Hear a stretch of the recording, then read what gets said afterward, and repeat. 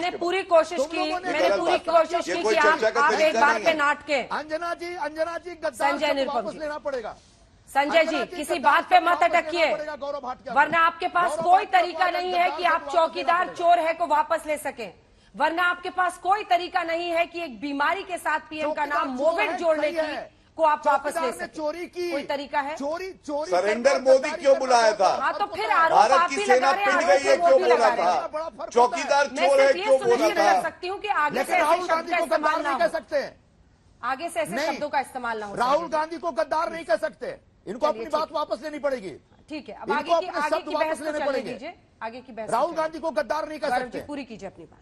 हम स्वीकार नहीं कर सकते उनको। जल्दी उनको तत्काल बोलिए गद्दार शब्द वापस ले। जिसके परिवार में उनके पिता ने शहादत दी, उनकी दादी ने शहादत दी, उनके परनाना 22 साल तक कंटिन्यूअस जेल में रहे देश को आजादी दिलाने के लिए, ऐसे व्यक्ति को आप गद्दार कहते हैं? अंजना जी गलत बात है, आप लोगों को। गौरव जी अपने सवाल का जवाब दीजिए। किसी ने खून का एक बीच में गौरव जी सवाल का जवाब बोले थे। आपके पूरे खानदान में किसी की उंगली नहीं कटी। गौरव जी ऐसे लोग राहुल गांधी जैसे देशभक्त ठीक है, अब जवाब सुनिए संजय जी, इनको शर्म आनी चाहिए। ठीक है, ठीक है गौरव जी। ठीक, देखिए मैं बिल्कुल कहूंगा राहुल गांधी अगर देश के प्रधानमंत्री को सरेंडर मोदी कहेंगे तो वो गद्दारी कर रहे हैं। और मैं आपको ये भी दिखाना चाहता हूं, जब अनुच्छेद 370 को संशोधित किया गया, उसके बाद पाकिस्तान ने जो डोजियर भेजा था कश्मीर पर, उस पर राहुल गांधी का वक्तव्य था। उस पर लिखा था राहुल गांधी कह रहे हैं कि गला घोटा जा रहा है वहां के नागरिकों का, और ये पाकिस्तान ने दिया।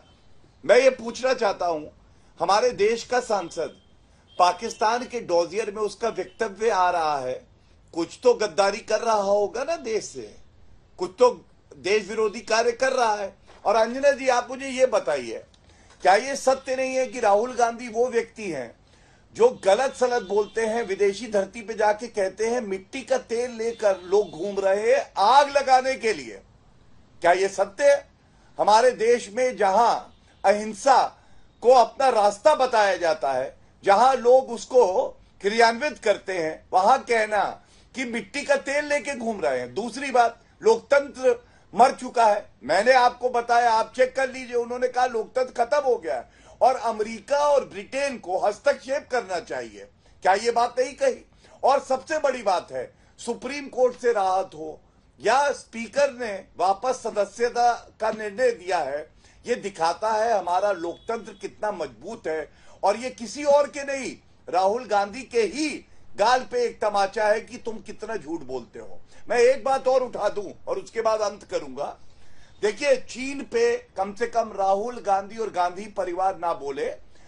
जवाहरलाल नेहरू पूर्व प्रधानमंत्री 1962 का युद्ध जब हरवाया उन्होंने हिंदी चीनी भाई भाई का नारा देके, ये उनके शब्द हैं, सार्वजनिक ऐलान किया था। और मैं पढ़ रहा हूं कोट, सीला पहाड़ है बांडीला के ऊपर, हमारे हाथ से निकल गया। जवाहरलाल नेहरू। एक के बाद एक वो तमाम एग्जाम्पल कोट कर रहे हैं और पूछ रहे हैं कि क्या ये देश के खिलाफ जाना नहीं है? ऐसा है, जिस पार्टी ने, जिस संगठन ने देश की आजादी में अंग्रेजों का साथ दिया, जिस संगठन का कोई व्यक्ति आज तक देश की आजादी की लड़ाई लड़ने में गिरफ्तारी तक नहीं दिया, खून बहाना, उंगली कटाना तो बात की बात है, ऐसे लोग, ऐसे व्यक्ति के बारे में, ऐसे संगठन के बारे में आपत्तिजनक बातें कहते, उनको गद्दार कहते हैं। जिस संगठन ने पूरी जिंदगी अपना तबाह बर्बाद कर दी, अपना सर्वस्व न्यौछावर कर दिया। राहुल गांधी के परनाना जवाहरलाल नेहरू 22 साल जेल में रहे देश को आजादी दिलाने के लिए। मोतीलाल नेहरू लड़े, जवाहरलाल नेहरू लड़े, उसके बाद इंदिरा जी प्रधानमंत्री बनती हैं, उसके बाद देश संभालती हैं, वो शहीद हो जाती हैं। राजीव गांधी शहीद होते हैं, उनके बच्चे को, उनके घर के आदमी को ये गद्दार कहते हैं। उससे राहुल गांधी गद्दार नहीं है। श्यामा प्रसाद मुखर्जी जो मुस्लिम लीग से हाथ मिलाकर सरकार बनाते हैं, तब जबकि कांग्रेस ने कहा अंग्रेजों का विरोध करने के लिए मुस्लिम लीग सरकार नहीं बनानी चाहिए, तब जब प्रधानमंत्री बने जनता ने आशीर्वाद दिया। नहीं, मैंने सुनिश्चित किया कि आप पूरा बोल पाए, अब उनको बोलने दीजिए प्लीज। क्या हुआ अंजना जी? मैंने ये सुनिश्चित किया ना, आपको पूरा बोलने दिया, अब उनको भी आपको गौरव आपके सम्मान में मैं चुप हो जाता हूँ। जी धन्यवाद। गौरव भाटिया जैसे जो भारतीय जनता पार्टी के प्रवक्ता हैं, तथाकथित तौर पर जो प्रवक्तागिरी कम करते हैं, झूठ ज्यादा बोलते हैं, अफवाहें ज्यादा उड़ाते हैं, ऐसे लोगों को शर्म आनी चाहिए कि जिस परिवार ने, जिस पार्टी ने इस देश के लिए अपना सर्वस्व न्यौछावर किया है, उनको गद्दार कहते हैं आप हमसे पूछते हैं एमओयू बताइए, और हमने जब पलट के पूछ दिया कि पीएम केयर फंड में कहां कहां से पैसा है जरा बताइए, तो आप इधर उधर झांकने लगते हैं। आज तक मोदी सरकार ने बताया नहीं इस देश को, देश का बच्चा बच्चा जानना चाहता है कि पीएम केयर फंड में कितना पैसा आया, कहां से आया और कहां खर्च हो रहा है, कौन सी एजेंसीज हैं, कौन सी संस्थाएं, कौन से देश हैं, कौन से दुश्मन हैं, कौन से विरोधी हैं हिंदुस्तान के जो पीएम केयर फंड में पैसे डालते हैं, और उस पैसे का कैसे उपयोग हो रहा है। आज हिंदुस्तान के जितने भी सरकारी फंड है वो ऑडिट हो सकते हैं, लेकिन पीएम केयर फंड ऑडिट नहीं हो सकता। चाइना के मामले में प्रधानमंत्री चुप रहते हैं, चाइना घुसा जा रहा है। अभी वो आम आदमी पार्टी वाली महिला बोल रही थी, सही बोल रही थी, इनके अपने बीजेपी के सांसद अरुणाचल के कहते हैं कि साहब चाइना हमारे देश में घुसा जा रहा है, 50-60 किलोमीटर 100 किलोमीटर अंदर घुस गया है, फिर भी प्रधानमंत्री चुप है। गौरव भाटिया जो अपने आप को देशभक्त और राष्ट्रभक्त कहते हैं, कभी चाइना के खिलाफ एक शब्द बोलने की हिम्मत नहीं, चाइना के घुसपैठ के खिलाफ एक शब्द बोलने के। हम जब चाइना पे अटैक करने की बात करते हैं तो ये राहुल गांधी पे अटैक करते हैं, कांग्रेस पे अटैक करते हैं। अरे लड़ो ना चाइना से, हिम्मत है तो। हमारी आर्मी को, हमारे आर्मी का, इससे अभी हाल के दिनों की बात है, हमारे जो आर्मी चीफ है उन्होंने कहा कि चाइना हमारे लिए एक चैलेंज है, हमारी आर्मी के लिए, हमारी मिलिट्री ऑपरेशंस के लिए, मिलिट्री प्रिपेयर्डनेस के लिए। वो खुद इस समय आर्मी चीफ कह रहे हैं। इनके विदेश मंत्री क्या कहते हैं कि चाइना के साथ हमारा इतना व्यापार है कि दबाव है। तो चाइना के साथ ट्रांजैक्शन और ट्रेड के चक्कर में आप दबाव में आके चाइना के खिलाफ कुछ बोल नहीं पा रहे, और हमारे नेता राहुल गांधी को गद्दार कह देते हैं। संजय जी, लेकिन मोदी सरकार का विरोध कर रहे हैं? संजय जी, तो जो मोदी सरकार का विरोधी होगा गद्दार नहीं हो सकता। ठीक है, आप बरसिए, आप अपने नेता को डिफेंड भी कीजिए, लेकिन राहुल गांधी ने जो चीन की तारीफ की उस पर मैंने 3 बार आपसे प्रश्न किया, आपने एक बार मुझे जवाब नहीं दिया। चीन की तारीफ, देखिए ऐसा है अंजना जी ऐसा है, ये कोई कौन बनेगा करोड़पति, सुनिए, हम कोई कौन बनेगा करोड़पति नहीं खेल रहे हैं। अच्छा, कि हर सवाल का जवाब दिया जाए, फिर कंप्यूटर से पूछा जाए कि सही जवाब है, गलत जवाब है, ये सब छोड़ो जी, हम अपनी अपनी बात करने आए हैं। सुन लीजिए, आप भी बीजेपी का जो पूरा एक नैरेटिव होता है ना, उसके हिसाब से जो सवाल निकाल के हमारे ऊपर दागती हैं, वो आदत छोड़ दीजिए अब। क्यों पीएम केयर फाउंडेशन पे गौरव जी से सवाल पूछा तब आपको बड़ा अच्छा लगा होगा? वो किसने दिया था? वो भी बीजेपी ने दिया? नहीं तो मैंने तो उत्तर दिया। बिल्कुल। क्या बिल्कुल? हाँ वो तो क्या बिल्कुल? आज तक उत्तर मिला है क्या?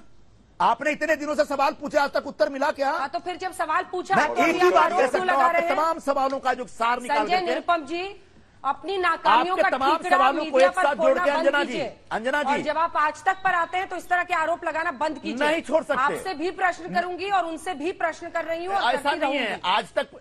इसलिए मिस्टर निरुपम, ये जो आपने नया शुरू किया है ना, नहीं, आप बिल्कुल प्रश्न लगातार चीखिए। अच्छा सुनो अंजना जी, नहीं, आप भी सुनिए, अंजना जी सुनिए, आप भी सुनिए मिस्टर निरुपम, आप भी सुनिए मिस्टर निरुपम, कि अगर आप ये सोचते हैं कि हम आपके हेडक्वार्टर से लेकर नैरेटिव लें और वहां से प्रश्न पूछें तो वो भी नहीं होगा।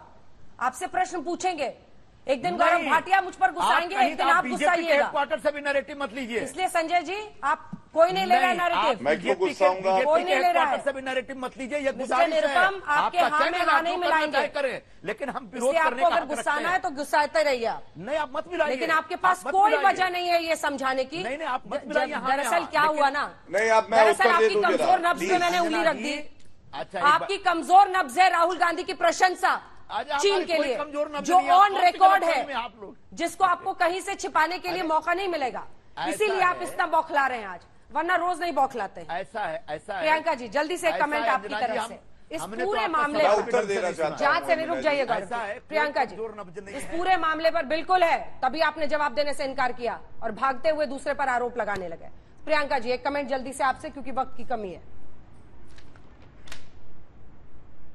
अंजना जी, मुझे लगता है कि ये नॉन प्रोडक्टिव काम में भाजपा उलझाए रहती है और मुद्दों की बात से भागती रहती है। मणिपुर में दोबारा से पुलिस की आर्मरी से वेपन्स चोरी हो गए हैं, उस चर्चा से भाजपा भागती है। भाजपा इतनी लूजली किसी को गद्दार बोल देती है, सारी इन्वेस्टिगेशन एजेंसी इनके पास है, जांच कर ले। गद्दार वो हैं जिन्होंने कहा कि 15 लाख लोगों के अकाउंट में आएंगे और नहीं दिए। गद्दार वो हैं जिन्होंने कहा था कि महंगाई कम होगी, पेट्रोल 35 रुपए का मिलेगा। गद्दार वो हैं जिन्होंने आटे का भाव आज 30% प्रियंका जी, ऊपर वक्त कर की दिया। कमी है, मुझे यहीं पर काटना पड़ेगा, लेकिन गौरव भाटिया जी को एक बार दिखा दीजिए, बस एक लाइन का सवाल है। क्या मणिपुर को बचाना है, मणिपुर पर बहस से बचना है, इसीलिए राहुल निशाना है? एक लाइन का जवाब। अंजना जी, एक लाइन का जवाब मैं पीएम केयर्स पे दे चुका हूं पहले। एक और बात बता दूं, सुप्रीम कोर्ट में याचिका लगी, 2020 में खारिज हुई, जो बात यहां उठाई जा रही है। और अगर ये कहते हैं कि अंग्रेजों के बात हम लोग कर रहे थे, श्यामा प्रसाद मुखर्जी जी तो हमारे संगठन से जुड़े थे ना, उनको मंत्री तो जवाहरलाल नेहरू ने बनाया था कि नहीं बनाया था?